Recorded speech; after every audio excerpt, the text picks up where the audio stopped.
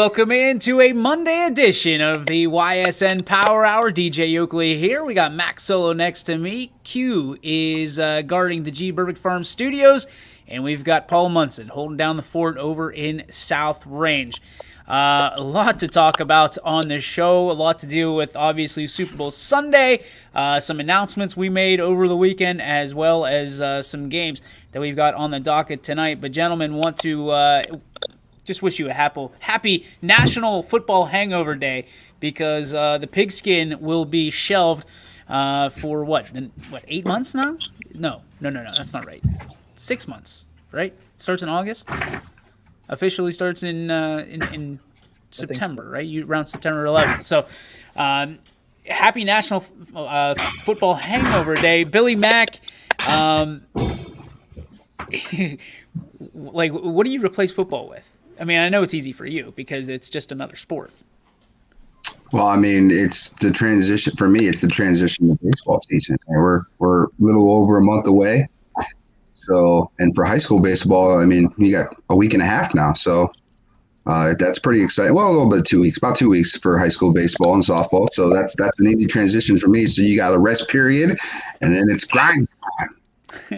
Quinn, what do you replace football with? Do you have a football hangover going today?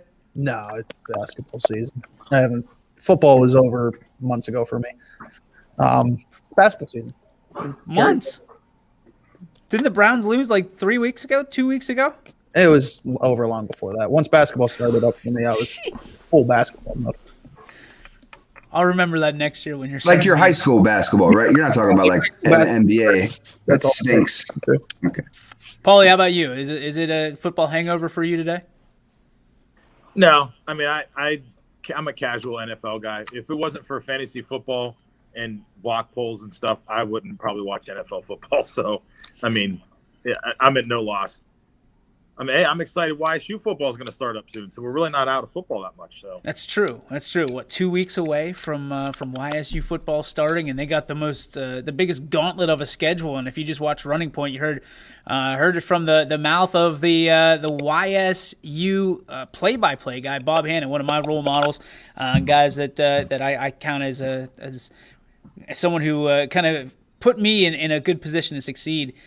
From a broadcasting standpoint, I don't know whether I'm happy, sad, indifferent about the football season being over. It's never good. Like, I feel like what is there to look forward to now other than spring training?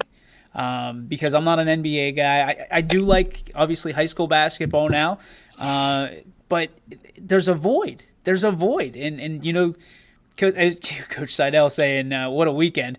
Yes, it was. And it's also the saddest day of the year for football guys. You know, Paige saying the same thing, saddest day of the year. And he also says, I replace football with F1, Formula One racing? Wow. I don't think I've ever seen a Formula One race from start to finish. Have you? Not many people have. I couldn't even tell you where to find it. Gary says March Madness. Well, isn't it all happening in Indy this year? I think they're doing it in a couple spots, but Indy's one of them. So I thought they were all in Indy, but I could be wrong because, well, I'm not well versed on this stuff. I'm trying to stay focused on the other stuff. From that standpoint, there was a small game on yesterday that the Tampa Bay, or what were they calling it last night? Champa Bay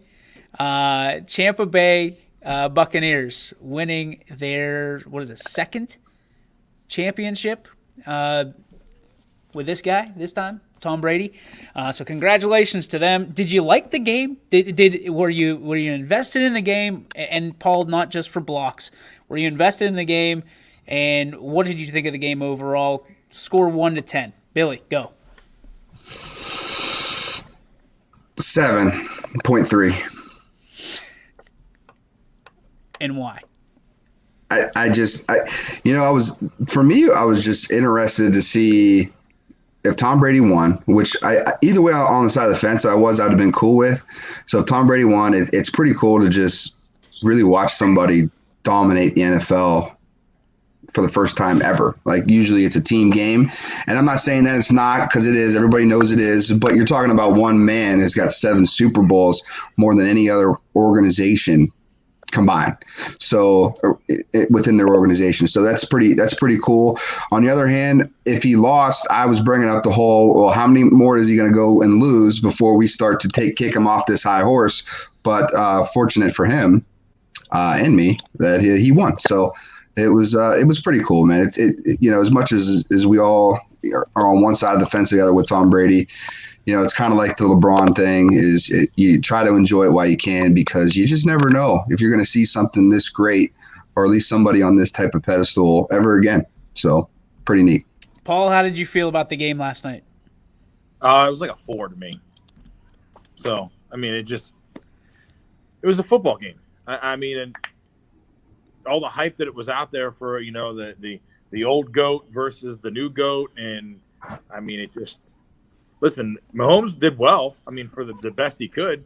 I mean, for a guy damn near falling down and throwing a ball 30 yards and still throwing it into the end zone and having to hit his guy in the face a couple times. I mean, he was doing the best he could. He was running for his life half the time. So, but I mean, I don't know. I mean, for the prolific offense that they had all season to only score 9 points and not even score a touchdown, I mean, Tampa Bay's defense, in my opinion, I know everybody's going to say Tom Brady was the MVP, all that stuff.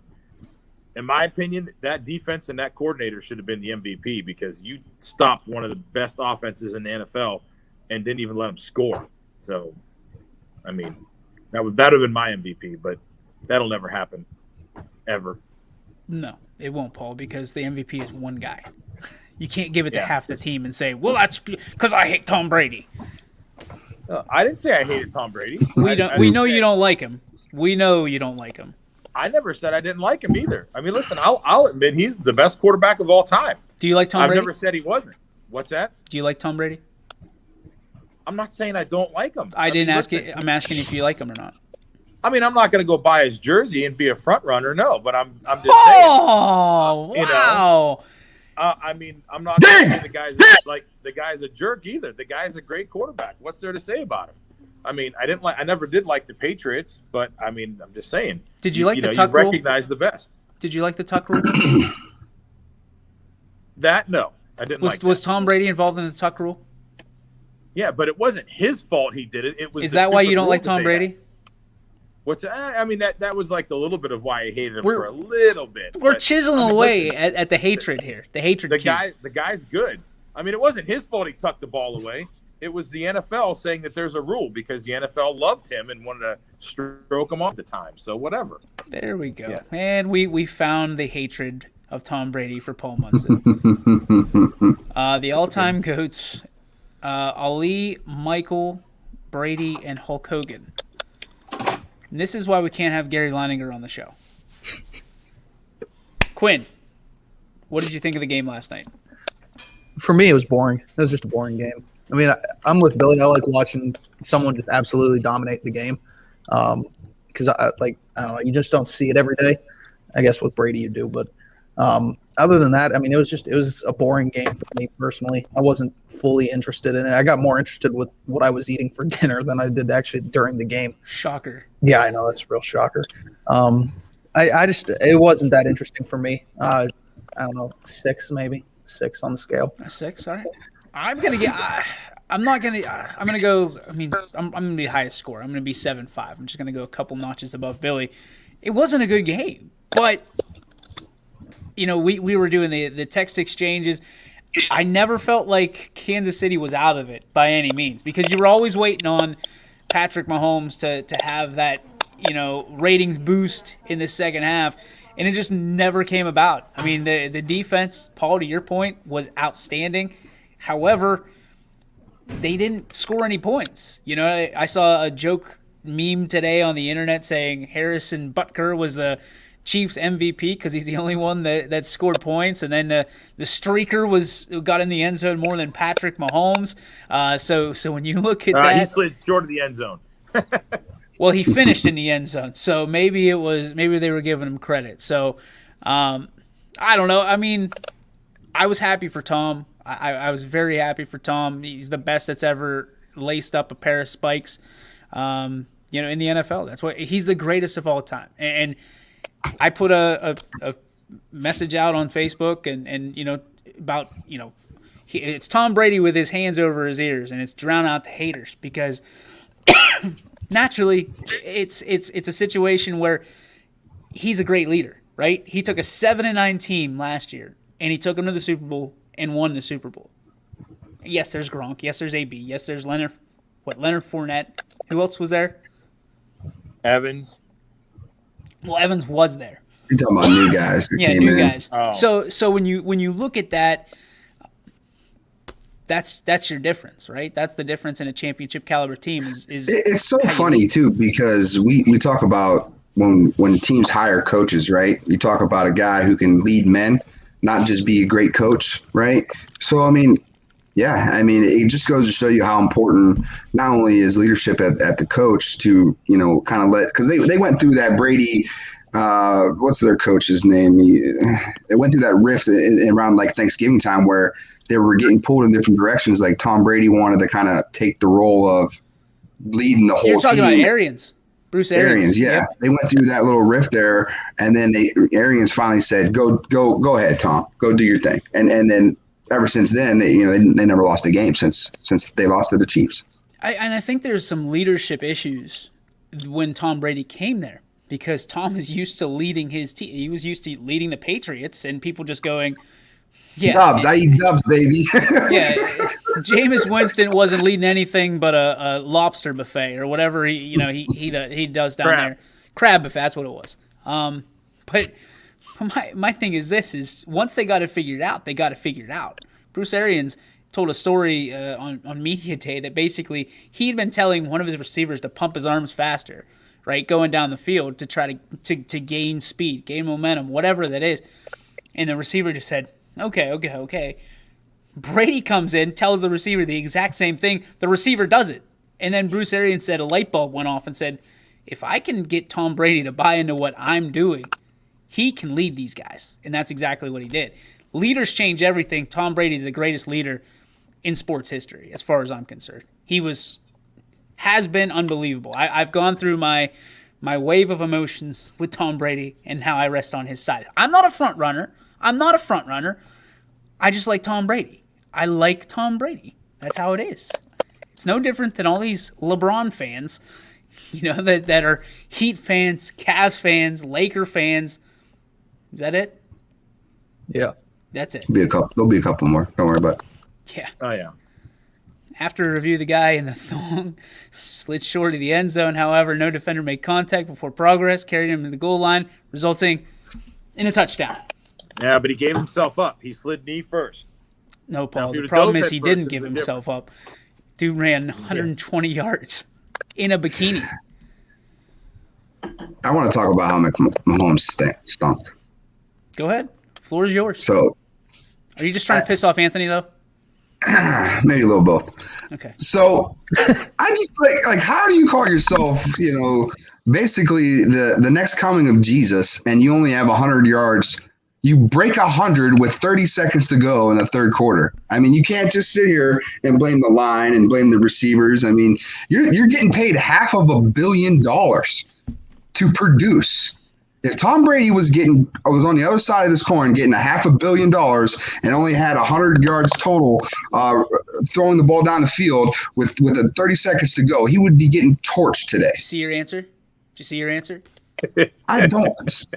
Good for him.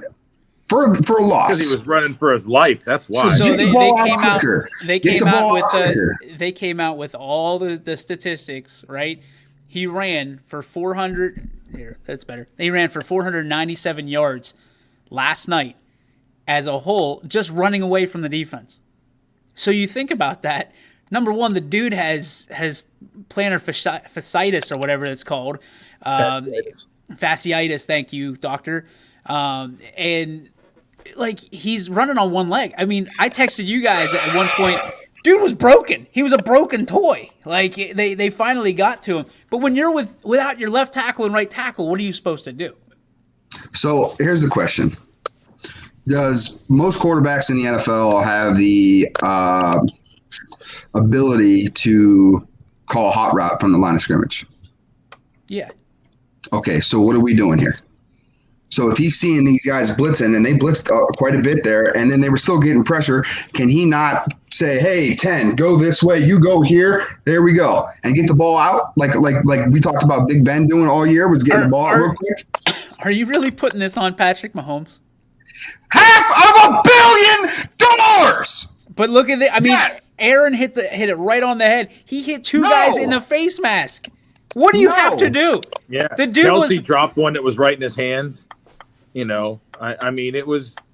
Listen, you can say all that, but where was Kansas City's defense though? Too, like they never had one. They have $500 million on offense. Again, $500 million means you take everything. You take every win. You take every loss. Period. That's not true. We talked about it at the beginning of the year. That's not true. When you're invested that much into an organization, you are on Front Street. You're the guy. I get that part, but reality is this: he put the ball on the money in every different angle last night, and guys just weren't catching it. They were down, and they didn't know what to do. Because when you see 12 on the other sideline, there's an intimidation factor. The same way there is when 23 on the other side of the court. 15 drops last night. Let's not sit here and say they had 15 drops. They didn't catch the ball real well. They didn't have 15 drops. They didn't have double-digit drops. I would love to see how many drops they had, because I know there was at least a half dozen. I think Tampa Bay's defense took offense to the last time they played, too, because they got shelled. And they said, it's not happening this time. And they did everything they could. Look, Hill had over 200 yards the last time they played him. And they said, Hill ain't beating us this time. And they double-teamed him the whole time. They were blanketing Kelsey the whole time as well.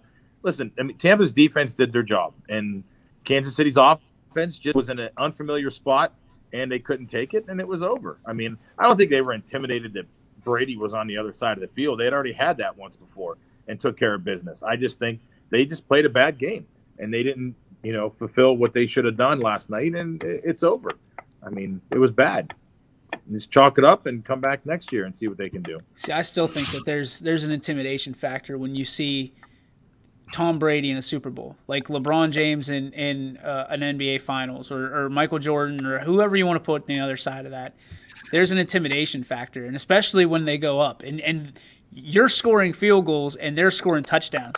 You start the sphincter starts to shrink up a little bit. Well, to me, scheme-wise, is Tampa Bay had a great idea of we're just going to double whoever we want, and that's what we're going to do the whole game, and at least with a safety over top and press you right in the mouth, and you have to going to get off of us and then try to get downfield, because we know what you want to do with Hill is get downfield, and Tampa Bay didn't give him that at all. There was no adjustment from Kansas City. They just still tried to run their offense with Hill trying to get downfield. There was nothing. And they had moments where you had Kelsey across the middle, but they thought they had a mismatch, and the linebacker for Tampa Bay is pretty quick too, so he could almost cover Kelsey pretty good by himself. Not great. Nobody can really cover him the whole entire game, but he did a great job, and that helped out too. This was a statistic that I liked. I told you guys earlier that Brady actually texted on Saturday night, "We will win this game." And this is your quarterback, right? He's got enough to deal with.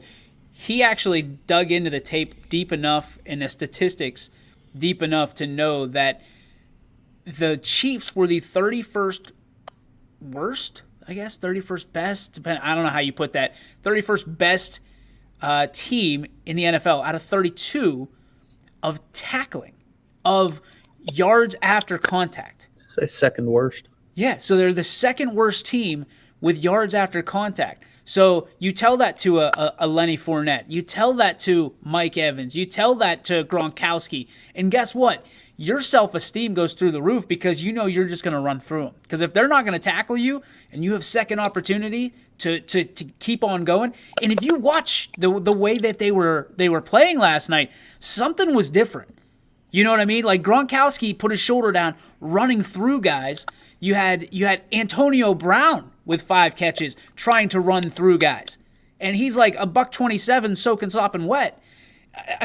Leonard Fournette is a man possessed, and you look at how he was running last night, and then it comes out after the game from him that this is Tom Brady told us this. This is not Byron Leftwich. It wasn't Bruce Arians. It was Tom Brady that found this and said, just run through. If we do this, we're winning this ball game, because that's the difference in 3 yards, right? And they got first down after first down like that. I was just so impressed, and I continue. The legend of Tom Brady just continues to go, because there's so much more. It's like an onion, just different layers to this that we don't even see. Well, with Leonard Fournette, I'm not surprised on how he performed last night. I mean, you're talking about a guy who 2 years ago carried the Jacksonville Jaguars to an AFC championship game and should have won. Okay. And you're talking about a guy who was a leading rusher that same year, how people look at Secretary Henry, how they look at Henry right now. They were thinking that was Fournette a couple years ago. Oh, I know. I'm him coming out of LSU, right? People were clamoring for him. And, this dude was in Jacksonville at the beginning of the year. Jacksonville. And then he's standing, with the confetti dropping all over him last night. It was a good moment. Yeah, AB, I tried to hate him. I tried to just, because he was a Steeler. And I just said, you know what? Good for him. Good for him winning a championship, because he gave me plenty to cheer about when he was in Pittsburgh. Good for him. I'm happy. It almost felt like Brady went out of his way to make sure AB was going to score a touchdown. 100%. You almost felt that, right? Going into the game, it was like Tom Brady's going to make sure AB scores a touchdown. 100%. And you know what was funny is I feel like Tom Brady made sure that everybody that came with him wanted to be a part of this family that he created down in Tampa. He took care of. You look at Gronkowski had 2. AB had 1. Fournette had 1.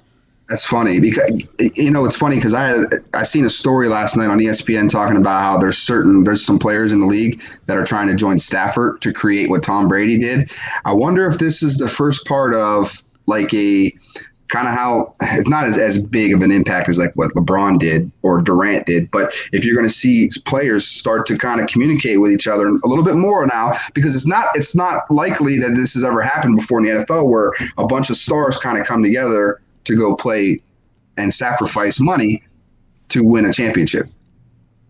Paige is mad about the color Gatorade that was poured on. They didn't even show it. I never even seen it. I had to see it on a picture that somebody put out. Sidell doesn't like it either. Well, it's because everybody was drinking the other stuff. Nobody drinks the blue Gatorade. I'm not a blue Gatorade drinker. No. Quinn? No.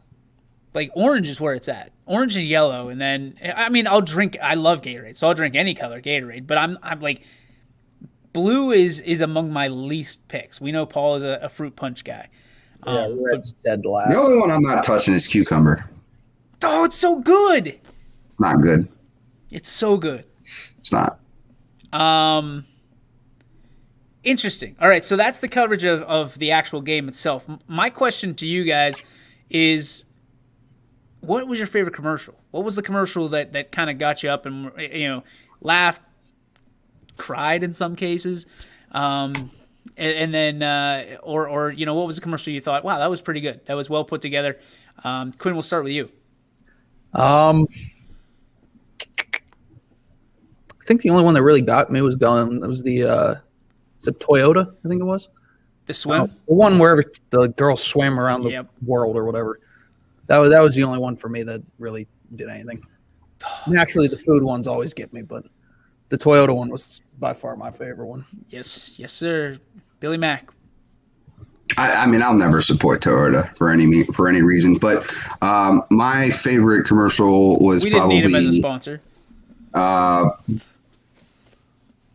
The Blake and Gwen one was funny to me, so I just thought that was kind of funny. Such a girl. You are such a girl. I like Blake, man. Blake's my guy. That was pretty funny. So, I liked it. But overall, I don't think they were all that good. I had a hard time because there was years ago when Chrysler did their imported from Detroit, come back home type of thing where they had Clint Eastwood kind of did his segment. Like, after I seen that, I was like, ain't nothing better than that. Like, I haven't seen anything that, like, a horse. That was great. The Budweiser horses was good too. So, like, outside of that, this year wasn't all that great for me.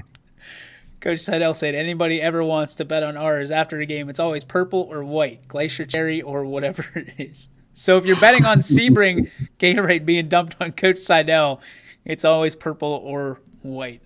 I'm with you, Quinn. The Toyota commercial I thought was outstanding. I from so many different levels, from being an athlete that is up against challenges. Obviously, the swimmer we'll see very soon this summer. Her legs were amputated as a young girl, and she was adopted. And throughout the entire commercial, it was obstacles that she's overcome, and the other side of that phone call, which Sarah and I are familiar with. It's there's things here. There's a situation at hand, and you as an aspiring parent or an adoptive parent on the other line, you don't care. You just can't wait to meet the other one, or in our case, two, youngsters that are waiting for that opportunity. And it was so bad because my mom's sitting over in the chair with both of the girls. Sarah I think she was putting food away at the time.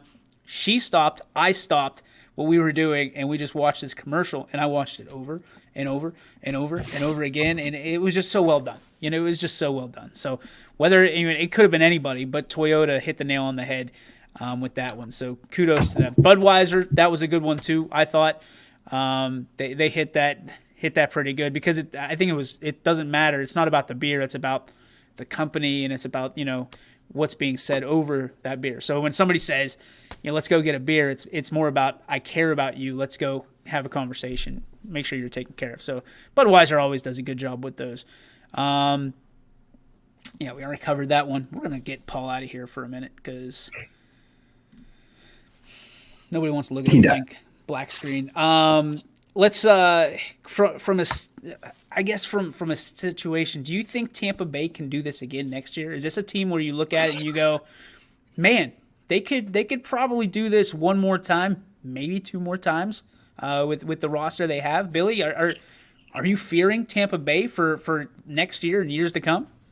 No, it's just so hard to keep guys together in the NFL because if you look back to Philly, right? Philly wins the Super Bowl, and next thing you know, half their team's being purged, and they're getting paychecks. Now they're going to get someone's going to offer them big money, and you're going to go for that money. It's just you only play X amount of years in the NFL. We all know it was the average of 3 to 4 years for a normal player. So you're going to go try to get your paycheck while you can and support your family. It's going to be too hard. The it's just too hard. That's why it's so impressive when the New England Patriots did it for so many years and just win after win after win, is because a lot of those guys are willing to sacrifice paychecks to kind of win. Now, if they all come together and do something like that, that's a possibility. But you're looking at Leonard Fournette's going to try to go get another paycheck somewhere else.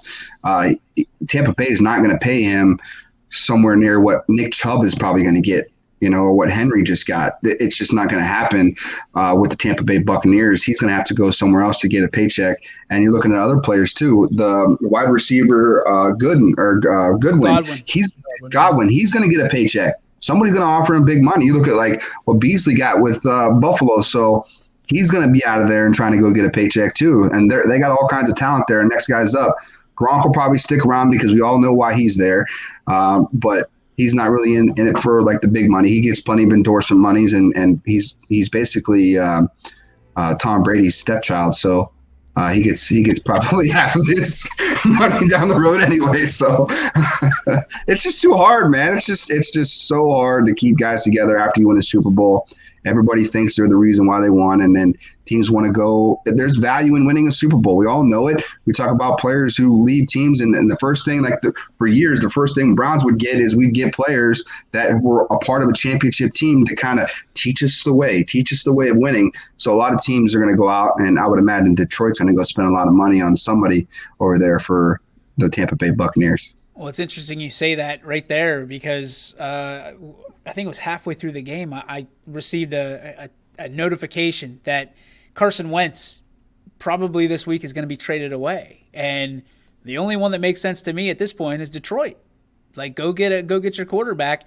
But in that situation, is Wentz really winning being traded to Detroit? Is anybody really winning being traded to Detroit at this point? I don't think Detroit's in the picture for Carson Wentz. They just got Goff. He's got a big paycheck behind him, his big cap hit. I don't think Detroit's in the mix right now for Carson Wentz unless Golf is going to. That's what I'm saying. What if they swap it That out? would be the only scenario, and that's dirty. But I can get behind it. I like Wentz. I like Wentz a lot better than I like Golf. I'll tell you that. I just want to see that photo where where it's his coach in the background, McVay, and I just want to be somewhere where I'm wanted. He gets traded twice in a month. How unbelievable would that be? Yeah, that would be crazy. As Kerry Munson would say, pack your crap. The defense is loaded, fairly young. Winfield and White are fun guys to watch. They fly around. Okay, so let's twist this a little bit. This question. Some of that defense, though, free agent. Okay, Quinn. So let me ask you this: what is more intimidating? Which team is more intimidating going into next year, thinking that they have all the pieces back, assuming that they get all the pieces back minus a couple, and obviously that could be big pieces or little pieces. Is Kansas City more intimidating than Tampa, or is Tampa more intimidating than Kansas City, knowing that Tampa beat the pants off of the Chiefs last night? No, Kansas City still. They're younger. They got more weapons. I mean, it was Tom Brady playing for something more. Now what does he have to prove now other than what did he have to prove 2 days ago? Well, I'm better than Bill Belichick thing. Like that carried all throughout the season. You didn't hear much about it, but it was. If you win 7, you might as well win 8, right? You know, you're already at the ice cream shop. Pour me a little bit more of the twist. Yeah, I mean, I'm still gonna if I had to put money on it, I'd still take the Chiefs right now. I mean, they played a bad football game. It is what it is. If you had to put money on the game, knowing what you saw last night, you would take the Chiefs. Yes. Wow. They're just younger, and I mean, they got more weapons. I would just man, it doesn't matter. I would say say what? Now? I was. What was that last part? All game last night, me and Billy were texting about the Browns doing better. So, Browns are Super Bowl champs next year. That's also true. Here we go, Brownies. You want to put money on that one? Fear the Browns. Your season was over months ago, right? Shut up. So I think going forward, it's got to be Kansas City, just for the simple fact that their offense is something that hasn't normally been stopped like it was, up until last night. So that to me, it's a scoring offense. You're a pass interference call away, going down the field, something like that always seems to happen. Maybe like a helmet to helmet collision kind of gets thrown in there too. So I really like Kansas City's offense so much more in this day and age NFL. But in a game, you can stop an offense. That's why they always say the cliche of defense wins championships, because it comes down to one game. But throughout the year, you look at top 5 defenses that don't even get into the playoffs or flake out the first week in the playoffs. So let's say you have, I don't know, I'm just going to throw a number out there, $350 to put on this game. Run it back, Chiefs and Tampa Bay. What are you putting? Where are you putting that $350? Tampa Bay's got to get there. This is what I'm talking about. This matchup, I love Tampa Bay. I told you for 2 weeks now. I said I'm putting money on Tampa Bay to win this game. I just trust them more than I do with Kansas City the way they've been playing. But we're talking about something that's on paper. They got to get there, and then matchups play in hand. So if they played another game next Sunday, you're just talking about if they play another game. I'm taking Tampa Bay. But the original question was, who do you like more going? Well, yes, I get that. So next year, you like the Chiefs' chances better than Tampa Bay. Yes. Paul, where do you stand on this? I agree. They're overall, I think the pieces are there for them to be a better team. And they're younger, and they've got more upside than Tampa Bay does. Tampa Bay is a team put together for a 1 or 2 and done and be happy with it. And, hey, Tampa Bay's happy as hell right now. They got their second Super Bowl win, and all they had to do was bring Tom Brady in with a couple other guys and say, hey, go ahead and do it, fellas. We're good. And they did it. You want to come back next year? Let's try it again. If it doesn't happen, okay, so what? If Jimmy Franciscelli is out there listening right now, the answer is yes. We have you covered tonight, Louisville versus McDonald. Correct, Paul? I don't see a name next to it, but I'm assuming it's the school. Is it at McDonald? I don't know. It says Louisville versus McDonald. Oh no, that's the doubleheader game. Ty's got that. It's Monday. Okay, then you're covered. You're covered, Jimmy. I can't get to my phone right now, but yes, you're covered. Boys girl doubleheader. That will lead us right into our YSN rundown. Let's talk a little bit of local stuff right now. Here on Monday, February 8th, here's what we got. We got Louisville versus JFK. Ty will have that. Beaver Local versus Carrollton. McNuggies will be on the call. Good to hear his voice again. Jamie will have the call. Hubbard versus Lakeview. We'll have South Range versus Maplewood covered as well. That might be a video-only game depending on the situation. We're still trying to work through some stuff there. Newton Falls versus Champion. I'm trying, buddy. Oh! Okay. Damn it, Paul.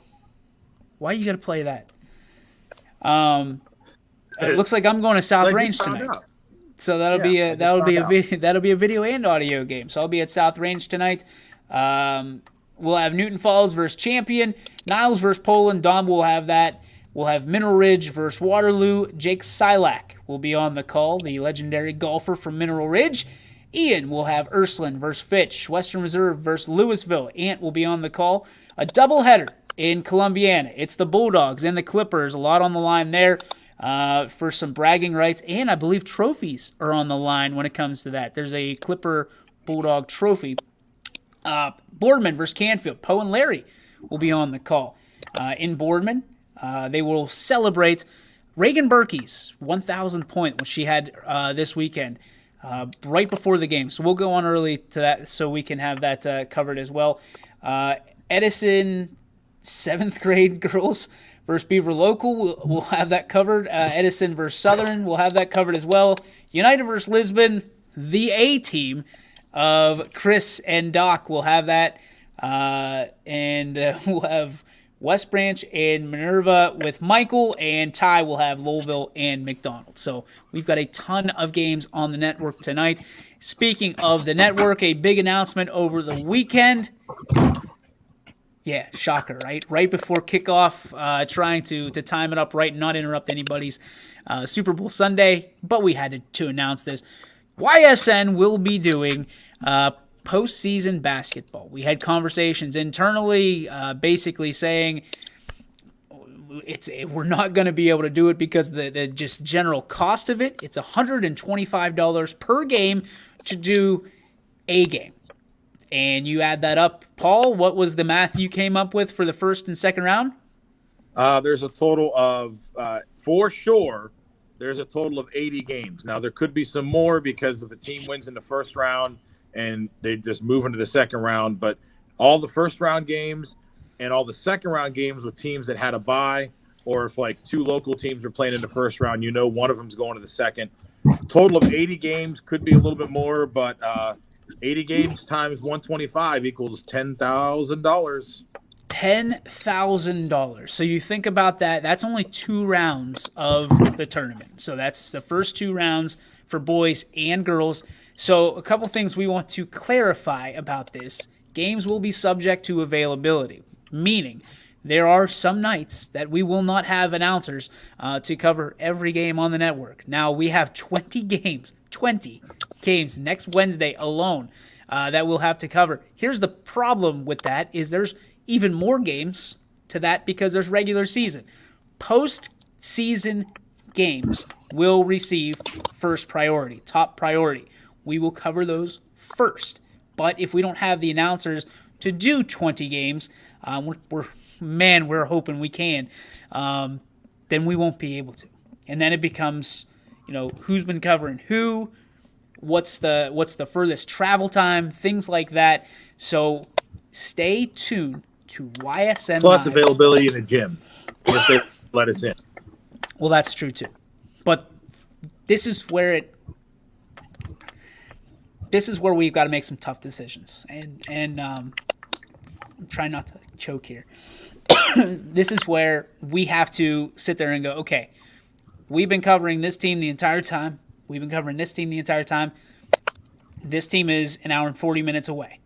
And they don't want us to come into their gym. We feel bad. We feel awful. But if they're not going to let us in, there's nothing we can do. Just point blank. So it's It's gonna be tough. Paige, back with the $9.99. Paul, go through some of the frustrations you think we're going to face with this. We've talked about it extensively, but you're the guy that's scheduling these games. So talk about what you're going to have to go. I mean, almost like a love letter to athletic directors and to fans here from Paul Munson. I mean, my thing is I mean, listen, we're doing such a great service here for these schools and these kids and these parents because there's a lot of people who are not going to be able to get into these games. I mean, I remember I talked to an athletic director last week, and it normally used to be with the playoffs, home team got a few more tickets than the away team did. Well, OHSA stepped in and said, no, you split it 50-50. You give each team gets the same amount of tickets, and there you go. But you got to remember, if a gym's got small availability, then they've just given 50% of their tickets to a team that may not show up. So, it's like, wouldn't it do? So, and they got to give them the tickets got to go to the cheerleaders and everybody on the team. So that's where you start chewing into that. So you have us out there who's going to come out and do those games for you. So, I mean, go out there. ADs, let us in the games. I mean, I would say a lot. I was very pleasantly surprised with a lot of these games. I think I sent that text. You can always take the cheerleaders out, and that'll give us room to go. There you go. That's always nice to do. So in the first couple rounds, I think we only really have a couple true, I think 7 or 8 true away games to where we're going to a school that we don't cover and we haven't been to before. So that's really nice that, I mean, boys, let's see, girls in the first round have 23 games. Boys in the first round have 23 games. And there's a lot of good local matchups. And there's only, 1, 2, 3, 4 in the girls, true away games for the girls. So that's really nice that we're going to 4 schools that we've never gone to. So out of 23 games, 4 of them, we have to worry about. And that's the thing you have to worry about. Like, we're going to Madison, and I've talked to Madison AD. He's more than welcome to have us up there. That's this coming Saturday. Fitch is going to Madison, and they said, hey, come on up, guys. Go for it. That's what I want to hear. I want to hear that. So now I can say, great, we're coming there, and it's going to be a good thing. So could be an opportunity. Yeah. So, I mean, that's up north, about an hour and 20 minutes up north. So we're going to be up there. And I just say, listen, guys, I mean, this is a great opportunity. We're going out. I don't want to say we're going out on a limb, but we're going out there. But I mean, we don't know what's coming back, but it doesn't matter. We want to get out there and get the kids this exposure because this is playoff time. And for the families, hey, tune in. Let's go. Tune in. You get to watch, as many games on that day as you want for that $9.99. It just dropped something. Sorry. And let's go. Let's get it done. Billy, you were Bob Dolan it up there. What's your thoughts on this? Yeah, I mean, when we talked about it, a week or so ago, I was a little surprised because I thought it was a definite hard no. We're not going to be able to do it. It's just not going to make. It's just not a good situation for us. But you saddled up, and once again coming through for the everyday Joe and YS Nation, and as expected, because that's what we do here at YSN. We do everything we can to, appease everybody, or at least the vast majority, and it's pretty neat. I mean, you're going to get an opportunity to, maybe grandparents wouldn't be able to go. They don't want to drive an hour and a half to a place they've never been to before. Maybe they're comfortable going to a home game, but maybe can't go there. So now their opportunity is they're going to have to, watch us here at YSN Live. The rumor I heard. The rumor I heard, and I'm not really surprised by this, is the OHSAA is going to open up a little bit of the stands to have people in. So interesting. But again, that's not their call though, because isn't it still the state saying you can only allow 15% of what your stands are? And isn't this always one of those things? It's better to ask forgiveness than it is permission, kind of deal. I don't know. I'm so over first off, the rumors are terrible, and you hate to even kind of add, fan the flames on it, but there's no rumors when they're charging $125 a game, and the game tickets now are $10 a piece. Yeah. So, there's no rumors when they sit there and go, show me the money. Oh, wait a second. Maybe we'll let some more people in, but that's really not our decision. So if it doesn't happen, it doesn't fall on their lap. Yeah, You know? I'm really interested. Here and I'll let you in on kind of how we went through this at home. Is basically you look at $125 a game. You know, we don't necessarily want to charge a pay-per-view fee because the WRS Wealth Advisors paid for the entire regular season out of their pocket. They took care of it. Said, do not do this. I don't want to be the guy that goes back there and says, hey, remember how you did that during the regular season? How about we do that again? Because, you know, it's such an interesting thing where, you know, you might not want to watch a game. So if you don't want to watch a game, then you just don't watch. You don't pay the $10, you don't watch. But it's going to be $9.99 per day, and you get all the games. So, for instance, on next Wednesday, if there's 20 girls games on, which there are, at least right now, we haven't confirmed all of them yet, naturally, but you get 20 games for $9.99. That's 50 cents a game. That's incredible. You can't do that in real life. You know, that's just not. But we want to make sure that we're covering some of the costs. If I've got to write a check for $10,000 to make sure that our kids are covered, then I'll do it. We'll figure out the rest later.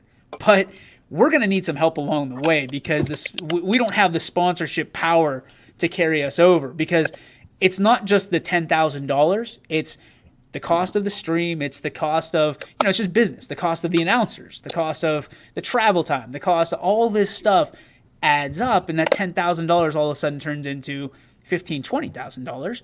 And you're not even out of the 2 rounds. So yes, they're not even to the district semis yet. Yeah, so there's cost to business. We understand that. We don't want you to feel bad for us, but we also put it. And I basically said, here's the deal: if somebody wants to watch all the games, the option's there. It costs them $9.99, per device, right? So it's the same or similar to football season. But I will say this: we also, when we did that press conference yesterday, I don't want to put you guys in there because I don't think you want the emails that I'm going to get. There's no refunds. Unless extreme circumstances happen. We can't get the game up and running. There's no refunds, because we had some people that would ask for refunds 2 minutes after the game ended in football season. Or at halftime if the team's getting blown out. And Yeah, they don't I can't get the game. I mean, listen. We are very sympathetic to the situation. I don't want to come off as arrogant, but we're also not dumb. If everybody's getting the game and it's a blowout and you say you can't get the game at halftime, we get it. So, I mean, but people also need to be aware too. A lot of people cry, technical difficulties. But the thing is what you have to think about. If you're on your phone or on your computer using your Wi-Fi, if you've got kids or something at home and they're on their electronics using the Wi-Fi as well, and your smart TV's using the Wi-Fi for something else, what do you think's going to happen? Everything's going to slow down. So pay attention, everybody out there, to your Wi-Fi connections as well, because that can affect your streaming of the game. bandwidth. Think bandwidth. And I'm not saying everybody needs to be off the phone, everybody needs to be off the Wi-Fi so you can watch the game. But if you're a streaming family, like we use YouTube TV at our house, listen, you can't have 7 TVs going all on Wi-Fi and expect to be able to have the highest, stuff going. Billy, go ahead. I'll take the calls and the emails that you get, or people who say that they went over data plans and my battery shut off. I'll take those calls. You got it, man. I'll just give them all your phone number. For service problems, 8675309. talk to the ginger of the family, Bill McCartney. We'll never get a phone call if that's what we do. Maybe that's something we should do. Are the families from those away teams, going to know that they can tune into YSN? We're going to make it known as much as we can. We're going to push it out there, working with the athletic directors. We are what you would call a marketing machine here at YSN. That's one thing we do very, very well, is we market ourselves. The word gets out somehow. When I talked to him today, when I talked to the Madison AD, I said, hey, tell your fans they can log into, and I gave him the website and everything. And he's like, they said, thank you, we appreciate it. And so I look at this one. this is a guy who uses our service more than I do. Steve Gilmartin. Steve sent pictures. He's Yeah. a machine. 3 games a night. Phone, laptop, TV. He's got them all sitting there going with 3 different games. And that's how people And do he can it. still text and send me, crap over the phone. Giving me some heckles while I'm out there doing my games. That's the best part about it, right? Yeah. Quinn, what are your thoughts on this? You've been quiet the entire show, other than talking about the Browns, naturally. We're going to no, I mean, you guys all said it right off. Like, there's nothing more I could say. Like, it's an incredible service, and everybody should be a part of it, honestly. I mean, yeah. Hey, thanks for tuning in today, Quinn. Hey, man, I'm always here. Yeah. Do you get paid for today? 20 minutes is more entertaining. Do you get paid for this? No. Oh, you don't? Okay. I still haven't been rehired from the last time he fired me. So Well, you're fired again because you didn't do crap today. can't fire somebody. Quinn, we're supposed to ask about your phone. His phone's incredible. Like, it's insane. I've never seen a phone like it. Like, he hits a button or whatever, and it spins sideways. So like it makes like a T. So it'd be like this, and then like that. It's like I don't know. sidekick. It's crazy. Like I don't know what kind of phone it is, but it's. What, you got a James Bond phone? Yeah, is Steve Gilmartin 007? Is he I James don't know. Bond? Like, when I tell you, like, it's nuts. It's incredible. I love it. I want one. All right. That we'll put a wrap on that. But yeah, that's making it official. Press release will be out later today. So the biggest thing is we will have it $9.99 per day. If you don't want it, if you don't want to watch, that's fine. We love you still, and we'll be here for you throughout. But if you do want basketball and you do love hoops, $10 gets you in. $10 gets you in. Exciting. LG Wing, look it up. Steve's he's a great salesman because he's trying to sell his phones during our own show. It's incredible. He doesn't even sell phones; he sells cars. Yeah. All right, let's go to. We're gonna do a little twist on the on the beef. You can still have your beef or your fillet. However, I want to know what was your favorite part of this weekend because we were all together for the first time in months. Here, Coach Seidel was part of it, and he can chime in as well. But what was your favorite part of the weekend, and maybe a story or two from Friday night? Let's start with the guy who's been talkative all show long, Mr. Quinn Pushkar. Yeah, honestly, that's kind of the fillet for me too. Was Friday night? Like, it was incredible to get everybody back together, seeing everybody hanging out. Talking with Coach for a while, that was always fun. And I can't say my favorite story because I can't, and it's Jeff's, and I don't want to say it. I don't know if that's appropriate to say on this show either, to be honest with you. But I mean, I could listen to that story all day long, every day. But yeah, it was fun. It was fun to hang out with everybody and celebrate your birthday with you. It was fun. It was fun. I enjoyed it. It's a good time. Paulie, how about you?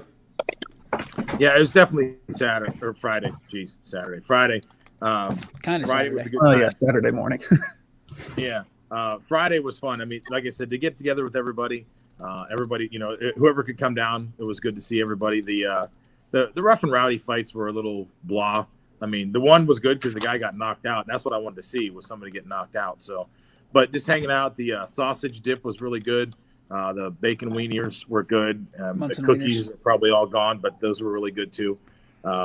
Obviously, I love food, so it was a good time, and just hanging out with everybody again, just kind of getting the gang back together, and it was fun to have Coach Seidel down there. So we got to hear some good stories that we've all known very well, rehashed because we had some, as they put it, some story virgins down there. They'd never heard those stories, so it was pretty good. I don't know if that pay-per-view after hours will go through, but it was good. I mean, Stone Cold made a couple appearances in two different forms, which was really good. That was pretty funny to see. Where is that vest, by the way? It's probably stiff as a board somewhere. Christ, Jeff. Yeah. It was on the back of your chair. Got fused to Jeff's body.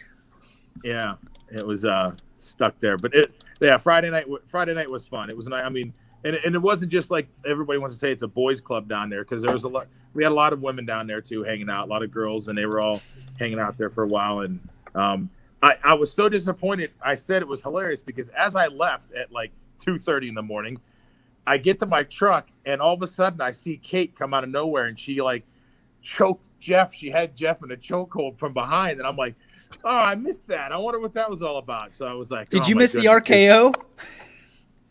All I saw was her come up behind him and like grab him by the neck, and I was like, oh, finally. I was like, Kate proving that she could take any of us down and with no problem at all. Jeff got RKO'd by Mac right on the floor. Like the glasses went flying, everything. It was beautiful. Trying to kill that poor kid. He was trying to kill himself. Let's be honest. All right, Mac, what was your favorite part? What's your filet and beef, I guess? Yeah, the filet was the party. It was the party. Well, not really necessarily a party, a little gathering for YSN Nation. Well, YSN personnel anyway. And it was such a good time to getting everybody back. We haven't really been back since football. And it was good to see everybody outside of being on screen and kind of accidentally running into each other at games or whatnot. So that was cool. The best part for me was RKO and Betos, and he never saw it coming.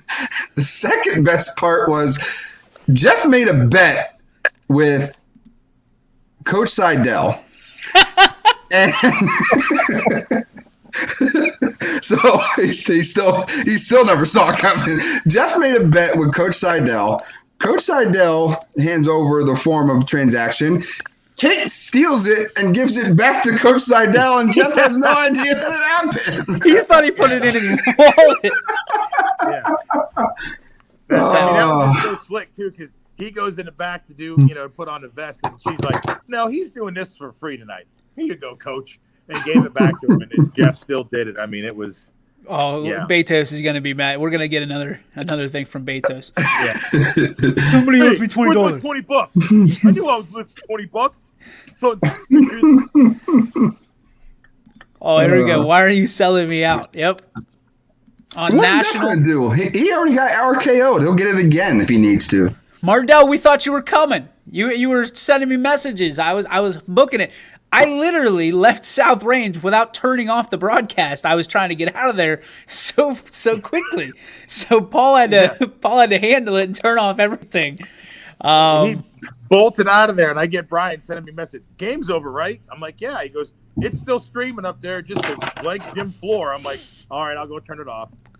I text DJ a message. He goes, dude, I'm in Columbiana already. I'm like, what did you, like, run out of the place like it was on fire? I mean, jeez. I did, man.